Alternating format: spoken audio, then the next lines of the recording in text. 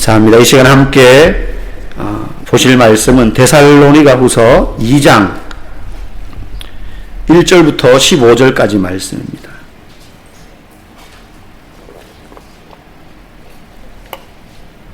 데살로니가후서 2장 1절부터 15절까지 우리 한 절씩 교도가지고 15절은 같이 읽겠습니다.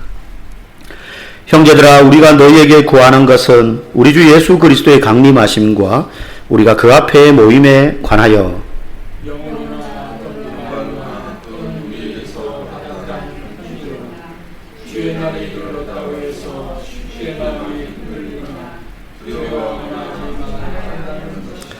누가 어떻게 하여도 너희가 미혹되지 말라. 먼저 배교하는 일이 있고 저 불법의 사람 곧 멸망의 아들이 나타나기 전에는 그날이 이르지 아니하리니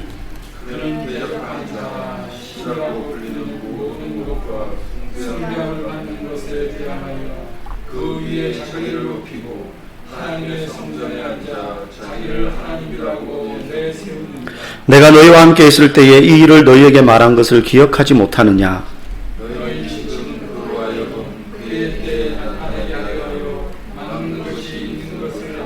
불법의 비밀이 이미 활동하였으나 지금은 그것을 막는 자가 있어 그 중에서 옮겨질 때까지 하리라.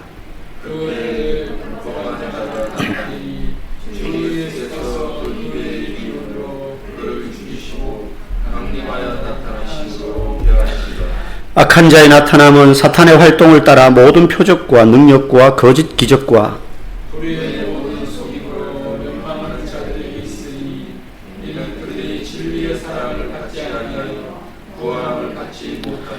이러므로 하나님이 미혹의 역사를 그들에게 보내사 거짓 것을 믿게 하심은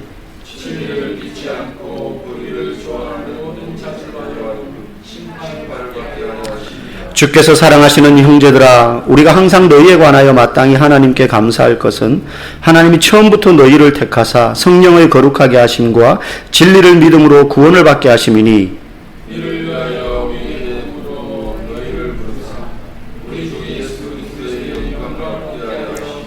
같이 읽습니다. 그러므로 형제들아, 굳건하게 서서 말로나 우리의 편지로 가르침을 받은 전통을 지키라.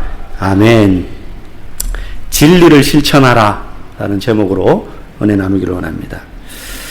우리 주변에 우리가 쓰는 많은 다양한 제품들, 물건들이 있습니다. 복잡한 컴퓨터, 스마트폰에서부터 아주 단순한 물건들이 있죠. 그런데 굉장히 단순해 보이는, 종이나 볼펜처럼 단순해 보이는 물건이라도 결과물은 단순할지 몰라도, 용도는 단순할지 몰라도 그 물건을 만드는 과정은 굉장히 복잡할 때가 있습니다. 예를 들면 이런 컵이 있습니다. 이 컵의 기능은 딱 한 가지밖에 없어요. 물을 담는 겁니다. 여기에 반찬을 담거나 고기를 재놓거나 이걸로 벌레를 잡거나 그러지 않아요. 이걸로 계산을 하거나 그냥 물 담아서 마시는 겁니다. 음료수를 담거나. 얼마나 단순합니까? 여기에 무슨 복잡한 회로도가 안에 들어가 있거나 반도체가 심어져 있는 것도 아닙니다. 아주 단순한 형태요, 단순한 용도입니다. 하지만 이걸 만드는 과정은 단순하지 않습니다. 만약 이거는 지금 플라스틱과 스테인레스로 되어 있지만 유리컵이라고 일단 단순하게 생각해 봅시다. 더 단순하죠, 유리컵은. 하지만 만드는 과정은 복잡해요. 자연에서 먼저 유리의 원재료를 채취하지 않겠습니까? 그걸 채취해가지고 그 재료를 다른 화학 재료들과 일정한 비율로 섞을 것입니다. 거기에는 정해진 비율이 있습니다. 그리고 적정 온도와 시간을 맞추어 놓고 열을 가해서 녹입니다. 그리고 숙련된 기술자의 손길을 통해서 노하우를 가지고 기계를 조작하거나 때로는 손으로 직접 우리 유리병 만드는 공장 같은 거 TV로 보신 적 있잖아요. 파이프로 불기도 해서 볼륨을 만들기도 하고 이렇게 잘록하게 만들기도 하고. 그럼 숙련자의 손길을 거쳐서 그 과정을 통해서 컵 하나가 나오는 거예요. 원재료 추출에서부터. 그 공정의 과정은 결코 단순하지 않습니다. 만들어진 결과물이 단순할 뿐이죠. 그것처럼 우리가 믿음으로 받은 구원도요, 그렇습니다. 예수 믿으면 구원받지. 아주 단순하게 설명할 수 있지만 사실은 예수를 믿음으로 구원받는 그 과정은요, 결코 단순하지 않다는 거예요. 굉장히 복잡하고 그리고 섬세한 하나님의 설계에 따라서 구원을 이루어집니다. 오늘 우리 13절 말씀 한번 같이 읽어보겠습니다. 시작. 주께서 사랑하시는 형제들아, 우리가 항상 너희에 관하여 마땅히 하나님께 감사할 것은 하나님이 처음부터 너희를 택하사 성령을 거룩하게 하심과 진리를 믿음으로 구원을 받게 하심이니. 자, 요 13절 말씀이 어떻게 구원이라는 결과물, 우리가 구원을 받게 되는지를 그 공정을 설명하고 있는 구절이에요. 그 중간 부분부터 보면 이렇게 설명합니다. 하나님이 처음부터 너희를 택하사, 먼저 택하는 과정이 있습니다. 재료를 고른다, 뭐 이렇게 생각할 수도 있겠죠. 예정하심입니다. 그리고 성령의 거룩하게 하심과 우리를 성화시켜 나가는 겁니다. 예수 믿고 난 다음에 인격이 다듬어지고 우리의 말투가 달라지고 우리의 가치관이 변하고 삶에 대한 관점이 달라지고 성화되어져 가는 거죠. 내 생각이 하나님 중심으로 옮겨가고, 그리고 진리를 믿음으로 회심의 과정이 있는 겁니다. 예수를 모르다가 예수를 믿게 되는 그 담장을 뛰어넘는 그 기준점을 딱 뛰어넘어서 이쪽 편에 있다가 이쪽 편으로 오게 되는 회심의 시간이 있다는 거죠. 우리를 택하시는 예정과 우리를 성령으로 말미암아 거룩히 하시는 성화와 그리고 예수를 믿는, 구주를 믿는 이 회심의 과정, 뭐 순서는 조금 뭐 달라도 상관없습니다. 어쨌든 이 세 가지의 과정, 이 공정이 아주 정밀하고도 세밀하게 각 사람에게 알맞은 하나님이 정하신 때에, 환경에 하나님이 정하신 방법에 의하여서 여러분들이 구원을 얻게 된 거예요. 믿는 것조차도 내가 의지로 믿은 게 아니라는 거예요. 여러분이 예수를 믿을 때 누가 설득해가지고 한참 공부하고 배우고 나니 이거 그럴듯한 게 믿을만 하겠는데, 이렇게 해서 여러분 믿으신 분 계십니까? 어떤 분은 놀라운 체험을 통해서 설득이 아니라 이거는 진짜 꼬꾸라지는 그런 경험을 통해서 회심하는 분도 계시고요. 어떤 분은 그냥 아주 지극히 개인적인 욕구대로 몸이 아파서 좀 교회 가면 나을까, 아니면 이런 문제가 해결될까 해서 갔다가 마치 가랑비 쫓듯이 말씀을 듣고 성도들의 사랑 베품을 받고 또 친절 베품을 당하고 그렇게 교육을 받고 훈련 받다가 믿어지게 되는 과정인 거죠. 믿어지게 되는 거예요. 그래서 믿어지는 것까지 하나님이 우리의 마음문을 비집고 은혜를 선물로 주실 때에 거기에 내가 반응하는 게 믿겠습니다 하는 거죠. 내가 이 복음을 믿습니다. 이게 진리라는 걸 내가 드디어 알겠습니다. 예수님이 나의 구주심을 내가 믿겠습니다. 이렇게 되는 거죠. 결국 하나님께서 우리를 이 섬세한 과정과 공정을 통해서 믿어 구원에 이르게 하셨다는 거예요. 구원에 이르게 하셨다는 거예요. 어느 날 갑자기 자다 깼더니 나는 예수 믿고 있어, 이런 사람 없습니다. 모태신앙인도 마찬가지입니다. 오랜 시간 모태신앙인들은 자기가 예수 믿는 줄 알고 삽니다. 그런데 그런 사람조차도 어느 순간 예수님이 나의 구세주가 되시는 거라. 그 말은 예수님이 내 죄를 위하여 죽으셨구나 하는 사실이 믿어지는 개인적인 순간이 찾아오게 되어 있어요. 그 과정을 반드시 거칠 때에 구원을 얻게 되는 것이지 않습니까? 구원도 그렇게 복잡한 거예요. 지금 바울은요, 데살로니가 교인들에게 너희가 받은 구원에 대해서 이렇게 설명을 해요. 설명하는 이유가 있습니다. 그들의 믿음을 흔드는 이단의 공격이 교회 안에 침투했기 때문이에요. 야, 너희들 믿는 거 그거 잘못된 거야. 교회에서 너네 바울한테 배웠다 그랬지 바울이 잘못 가르쳐줬어. 그러면서 그들이 알고 있는 구원의 진리, 믿음의 정수를 희석시키고 왜곡시키는 시도들이 있다는 소식을 듣고 바울이 이 데살로니가 교회에 두 번째 편지를 써서 그 얘기를 하고 있는 거예요. 너희 구원은 그렇지 않아. 너희 구원은 그들이 말하는 것처럼 그렇게 오염되어 있는 게 아니야. 그러면서 설명을 쫙 해주는 거예요. 그러면서 그 설명을 하면서 그 이단들에 대하여서 경고합니다. 말세가 되면 그런 사람들이 나타나게 되어 있어. 그래서 오늘 우리가 받은 끝에 15절에 보면 결론적으로 이렇게 말하죠. 굳건하게 서서 말로나 우리의 편지로 가르침을 받은 전통을 지키라. 한마디로 말하면 너희들 말세가 되면, 마지막 때가 되면 그런 이단들이 나타나서 너희들을 흔들 텐데 거기에 흔들리지 말고 굳게 서서 내가 말로 너희들에게 가르쳤던 것, 데살로니가에서 복음 전할 때에 그것과 데살로니가 전서 편지를 썼잖아요. 그리고 지금 후서를 두 번째 편지를 쓰잖아요. 그리고 그 외에 교회 그 소아시아 지역과 바울이 전도하면서 거쳤던 교회 돌아보라고 같이 돌려보면서 읽으라고 쓴 서신들도 있어요. 회람서신. 그것들을 보면서 그 가르침을 받아 너희가 굳게 전통 위에 서서 믿음을 지켜라. 결론적으로 그 말을 지금 하고 있는 겁니다. 그리고 1절부터 10절까지 쭉 말하는 건 너희들의 그 구원의 믿음을 흔드는 이단 무리들, 그들이 마지막 때에 나타날 때 어떻게 너희들이 현혹되지 않을 수 있는가, 그걸 잘 분별해야 된다. 그러면서 그 이단들의, 말세에 나타날 이단들과 그들의 잘못된 가르침에 대해서 분별할 수 있는 방법, 그들의 특징에 대해서 쭉 설명하고 있는 거예요. 말세의 특징이 뭐냐? 바울은 3절에서 가장 먼저 말합니다. 먼저 배교하는 일이 있게 될 것이다. 배교. 배교가 뭡니까? 하나님을 대항하여 거역하는 겁니다. 하나님을 대항하여 거역하는 겁니다. 그런데요, 참 힘든 건 대놓고 하나님을 욕하고 하나님을 저주하는 사람들 같으면 우리가 구분하기가 너무 쉽죠. 그런데 배교의 일은 어떻게 나타나느냐?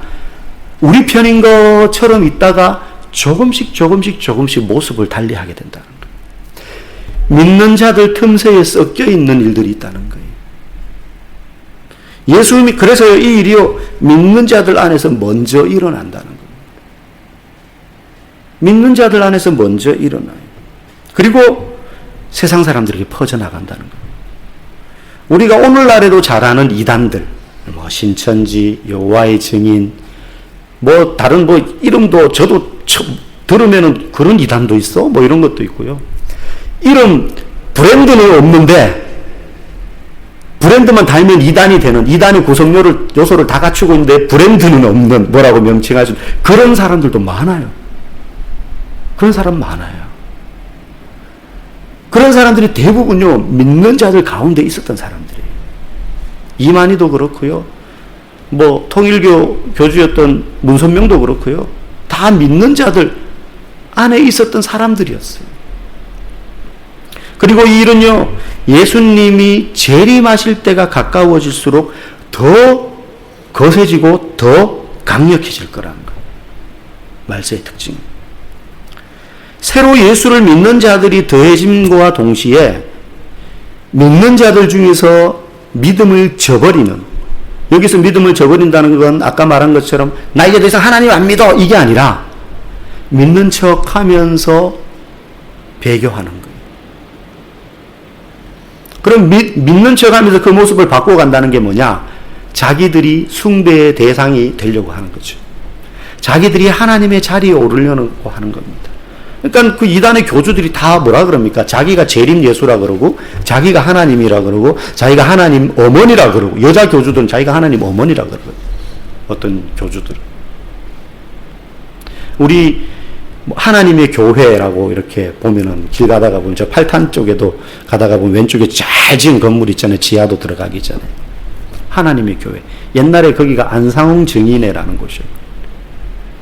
안상홍이라는 교주가 이끄는 단체였어요. 왜 하나님 어머니가 계시다 이렇게 막 자기들끼리 이야기하고 그랬었어요. 자기들을 그런 자리에 놓는 겁니다. 그런 일들이 나타난다는 거예요. 당시에는 유대인들은 로마의 황제가 그런 존재가 아니겠느냐라고 생각을 했었습니다. 세월이 지나면서 어떤 정치 권력, 힘을 가진 어떤 개인일 수도 있고 이단의 지도자일 수도 있어요. 누구 한 사람이라고 꼽을 수 없지만 많은 사람들이 스스로 하나님 재림 예수라고 스스로 참칭하면서 그렇게 등장하게 될 것이다 라고 바울이 지금 경고하고 있는 거예요. 분명한 건 이들이 하는 모든 일들이 불법적인 일들이라는 거예요. 이게 세상의 법에 어긋나는 의미에서 불법이 아니라 하나님이 싫어하는 일들을 한다는 거예요. 하나님의 일을 한다고 말하지만 사실은 하나님이 기뻐하지 않는 일들을 하는 거예요. 기뻐하지 않는 일들. 여러분, 신천지에서 포교 대상으로 삼을 때 A등급, B등급, C등급을 매겨놓은 게 있어요. 가능하면 A등급 사람들에게 포교해라. 그리고 안 되면 B등급까지는 괜찮은데 C등급 사람들은 가능하면 포섭하지 마. 포교하지 마. C등급이 A등급, B등급은 뭐 따로 설명 안 드려도 C등급 가능하면 그런 사람들한테 포교하지 마 라고 C등급으로 매겨놓고 가르치는 사람들이요, 가난한 사람, 노인들이에요. 가난한 사람, 노인들한테는 포교하지 말라는 거예요. 왜? 돈 안 된다 이거예요. 자기들은 막 전도한다 그런데 그거 하나님 기뻐하는 게 아니죠. 하나님 일 한다고 하는데 그거 하나님 전혀 기뻐하는 방식이 아니잖아요. 그런 사람을 오늘 본문에는 불법의 사람들이 나타날 거다. 불법의 사람. 불법의 사람. 그런데 우리가 이렇게 보면, 야, 그런 말도 안 되는 그런 이단들의 가르침이 어떻게 사람들이 저렇게 넘어갈까? 그럴 때 있잖아요. 우리가 들으면 너무 황당무계한 가르침인데, 아니, 이만희 막 국민학교도, 초등학교도 제대로 못 다니고, 그냥 발음도 이상하고, 그냥 말하는 거 들으면 막 두서도 없고 되게 무식한 것 같은데, 어떻게 저런 사람을 교주로 막 또 맡들지? 이상하잖아요, 우리가 볼 때는. 바울이 오늘 그 이유를 설명하고 있어요. 우리 9절, 10절 한번 읽어보겠습니다. 시작. 악한 자의 나타남은 사탄의 활동을 따라 모든 능력과 표적과 거짓 기적과 불의의 모든 속임으로, 거기까지. 거기 보니까 그 불법의 사람들이 나타나서 능력을 베풀더라는 거예요. 사탄의 활동을 따라 모든 능력과 표적과 거짓 기적과 불의의 모든 속임으로. 우리가 볼 때, 저기 기적이 일어나요. 막 병자가 나아요. 앞을 못 보는 사람이 눈을 떠요. 사람이 막 그냥 훅 하니까 훅 넘어져요, 막. 네. 제가 슉 했을 때 훅 넘어지는 걸 언제 많이 봤느냐 하면, 제가 고등학교 때, 그때 우리나라 기독교계를, 사회를 떠들썩하게 했던 이초석이라는 사람이 있었어요. 오래 신앙생활 하셨던 분은 혹시 아실지 모르겠어요. 헬기를 타고 다니면서 전국에 집회를 했어요. 헬기를 타고 다니면서. 너무 바빠가지고. 저희 동네, 저희 집 옆에 이제 실내 체육관이 크게 있었거든요. 그래서 고등학교 때 야자 마치고 나면 학교에서 걸어오면 항상 거기를 거쳐서 저희 집을 가게 돼 있어요. 목요일 저녁마다 거기서 집회를 했어요. 그럼 그 체육관이 몇천 명을 수용하거든요. 꽉 차요. 그래서 마치고 오면 한 밤 10시 됐는데 그때도 집회를 해요. 밤 10시에도. 그래, 가끔씩 들어가 봤어요, 제가. 소문은 많이 들었어요. 가끔씩 들어가 봤어요. 가지고 이렇게 스탠드가 이렇게 되어 있잖아요. 밑에 이제 농구장 같은데 단상을 크게 해놓고 이제 막 집회를 해요. 막 슉슉슉슉슉 바람 소리 나면서 막 하면서 이제 하이라이트가 집회 끝부분 가면 무슨 간질병, 심장병, 간이 부은 사람, 허파가 어떻게 된 사람, 두통 있는 사람, 불면증, 하여튼 앞을 못 봐서 못 듣는 사람, 다리 아픈 사람, 다 일어서라 그래, 하여튼 아픈 사람. 정신병, 무슨 귀신 들린 자, 다 일어서라 그래. 그러면, 진짜, 앉아있는 사람 몇 명 없고 하여튼 다 믿져야 본전 이런 마음인지 모르는데 다 일어나요.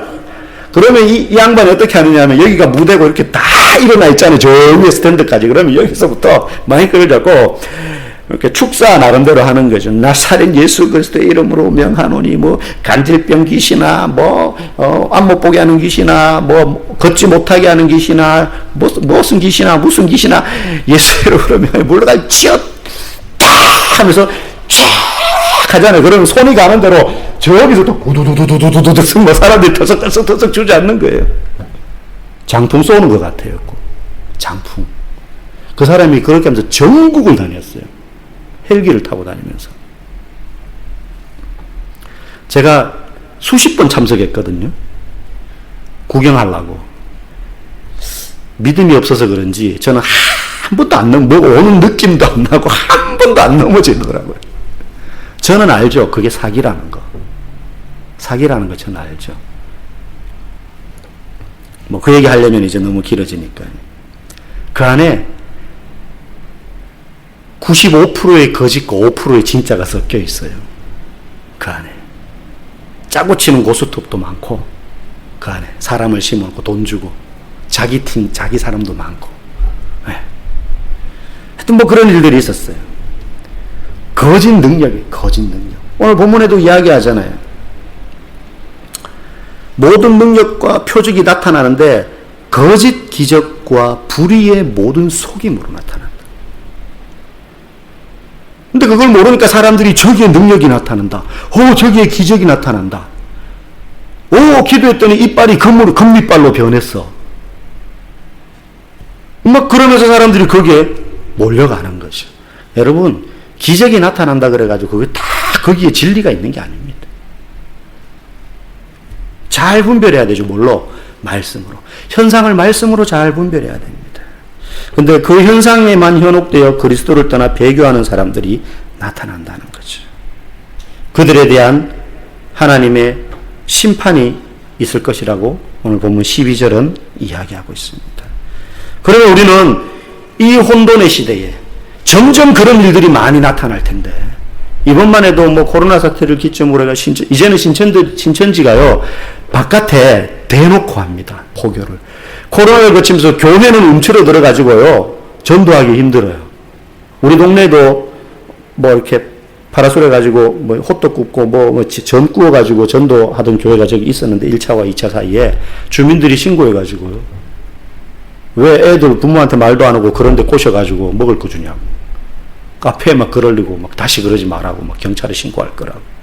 그러니까 교회들은 조심조심해요. 근데 신천지는요, 역전에서 사람들 많이 다니는 길거리에서 홍대 앞에서 파라솔 펴놓고 막 전도 진단하죠. 그런 시대에 우리는 어떻게 살아야 되는가? 우리는 어떻게 현혹되지 않고 믿음에 굳게 설 수 있는가? 오늘 8절에 그 답이 있습니다. 우리 8절 말씀 한번 읽어보겠습니다. 시작. 그때에 불법한 자가 나타나리니 주 예수께서 그 입의 기운으로 그를 죽이시고 강림하여 나타나심으로 패하시리라. 예수님이 오실 때 그들을 다 죽이신다. 죽이신다는 말은 심판한다는 거죠. 그러므로 우리가 그 말세의 때에 세상의 그럴듯한 배교의 가르침과 눈에 보이는 현상들에 미혹되지 않고 믿음에 굳게 서 있으려면 변하지 않는 목표를 바라보고 있어야 돼요. 예수 그리스도. 예수님에게서 눈을 떼면 안 돼요. 예수님에게서 눈을 떼지 않는다는 건, 예수님을 바라본다는 건 예수님을 보고 쫓아간다는 겁니다. 그냥 눈만 마주치고 있는 게 아니라, 그 모습만 보고 있는 게 아니라 쫓아가라는 말이에요. 쫓아가라는 말은 예수님처럼 실천하고 행동하고 그렇게 살아라 이 뜻이에요. 미혹되면 안 되지라고 생각할 게 아니고, 예수님의 모습을 보고 말씀에서 어떻게 사셨는지를 보고 너도 그렇게 살아내야 돼. 그러면 미혹되지 않는다는 거죠. 행동이 뒷받침돼야 된다는 겁니다. 여러분, 세상이 가르치는 가치관들, 또 이단의 가르침들은요, 굉장히 매혹적으로 보입니다. 야, 저렇게 살면은 괜찮을 것 같아. 멋있을 것 같아. 사람들에게 인기를 끌 것 같아. 성경보다, 교회 가르침보다 더 나은 삶을 보장하는 것처럼 보이고 세련돼 보이기도 합니다. 여러분, 서점에 가면 항상 베스트셀러 1위에 놓여있는 책들이요, 처세술, 성공담, 자기관리 이런 것에 관한 책입니다. 이렇게 하면 성공한다는 거예요. 이렇게 하면 성공한다. 시간관리 비법, 좋은 습관을 들이고 나쁜 습관을 버리는 법, 이렇게 바꾸면 당신의 인생은 성공한 인생이 된다. 막 이런 걸 가르치는 책들이 많아요. 근데 여러분, 이상하지 않습니까? 그런 책들이 항상 베스트셀러라면 그만큼 많은 사람들이 그 책을 읽는다는 건데, 왜 그 책처럼 성공하는 사람은 거의 없고 소수밖에 없을까? 예전에 한 기자가 그런 책을 많이 써서 베스트셀러 작가가 된 사람에게 묻더라고요. 당신의 그 성공의 노하우와 비결을 당신은 책으로도 쓰고 그렇게 많은 사람들에게 강의하러 다니는데, 그러면 불안하지 않냐고. 다 성공하고 그러면 다 당신 경쟁자 되는 거 아니냐고. 비법을, 비결을 그렇게 막 가르쳐줘도 됩니까, 공짜로? 그러니까 그 사람이 막 웃는 거예요. 괜찮다고. 걱정 안 한다고. 왜요? 아무도 그렇게 살지 않을 거니까. 들을 때, 맞아. 저렇게 살면 좋아 하는데 아무도 그거 실천 안 한다는 거예요. 자기는 그걸 안다는 거예요. 실천하는 사람 극소수라는 거예요. 비법을 가르쳐줘도 그렇게 안 따라한대요, 사람들이. 여러분, 신앙생활도 마찬가지예요. 신앙생활도 마찬가지예요. 얼마나 많이 하느냐 정보가 아니라 실천하는 거죠. 어떻게 하면 건강해지는지 모르는 사람 아무도 없잖아요. 앉기만 하면 우리는 건강 이야기 하잖아요. 이걸 마시니까 어떻게 됐다더라. 이걸 먹으니까 어떻게 됐다더라. 뭐에 좋다더라. 거의 다 의사예요, 의사. 근데 그걸 실천을 해야 되는 거예요. 그것도 꾸준히. 헬스를 하면 건강해진다는 거 알지만 안 하잖아요. 걷는 게 건강에 좋다는 거 알지만 한 일주일 하다가 때려치우잖아요. 대부분. 더우면 더워서 시원해지면 해야지. 벌레 생기면 벌레 좀 없어지면 해야지. 비 오면 오늘 비 오니까 안 나가야지. 안 하는 거예요. 누가 그러더라고요. 살이 찌는 건 운동을 안 해서가 아니라 게을러서 그런 거라고. 살찌는 건 99% 게을러서 그런 거라고. 운동은 입과 머리가 아니라 몸으로 하는 거 아니겠습니까? 아무 생각 없이. 저도 오늘 아침에 또 이제 새벽 예배 마치고 아침 기도 이렇게, 저는 헬스장 가서 아침 기도 인도하거든요. 런닝머신 타면서 틀어놓고 듣고 기도하고 이렇게 하는데. 그건 또 시간도 잘 가더라고요. 가기 싫더라고요. 막 비는 부슬부슬 오지 아침부터. 나름 꾸물이 한 개 바람은 슥슥 불지. 헬스장 가면 아무도 없거나 저 혼자밖에 없어요. 아니면 한 명이 있거나. 제가 불을 켜고 들어가거든요. 헬스장 가는 게 제일 어렵지 그 뒤부터는 쉬워요. 그냥 이제는 좀 습관이 돼가지고 가는 게 어렵지 가면은 그냥 자동으로 루틴을 따라 해요. 스트레칭하고 런닝하고. 예. 잘 가르쳐 주신 사부님이 계셔가지고 그분 덕분에 배운 대로 막 이렇게 합니다. 예. 여러분, 하나님께서 우리에게 가르쳐 주신 말씀도 다르지 않습니다. 우리는 다 압니다. 먼저 그의 나라와 그의 의를 구해야 돼. 어려운 말씀 아니잖아요. 그런데 문제는 그렇게 살아야 되는 거죠. 진리를 살아내는 거죠. 문제는 정보가 아니라 알미 아니라 실천입니다.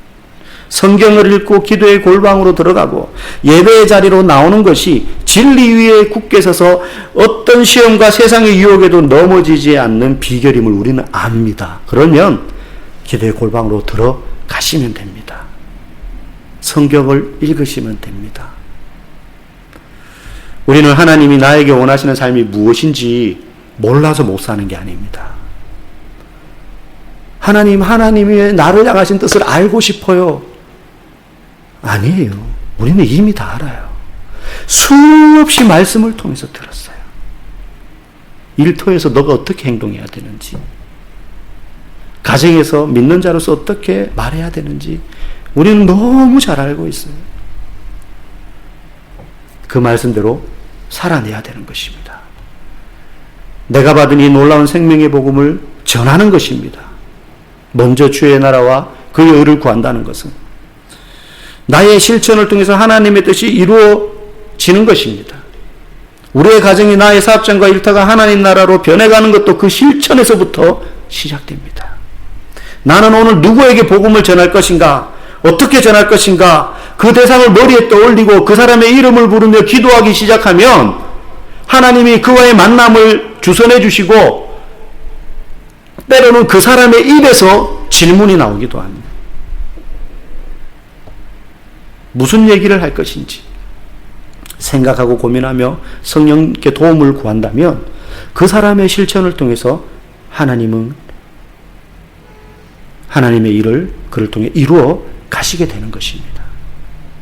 그때 하나님이 놀라운 역사를 경험하게 되는 줄 믿습니다. 이를 위해서 말세의 때에, 혼돈의 시기에 우리가 세상의 가르침이 아니라 말씀의 가르침에 굳게 서서 흔들리지 않는 목표 되시는 예수 그리스도를 바라보며 진리의 삶을 실천해 나가시는 우리 모두가 되기를 주님의 이름으로 간절히 축복합니다.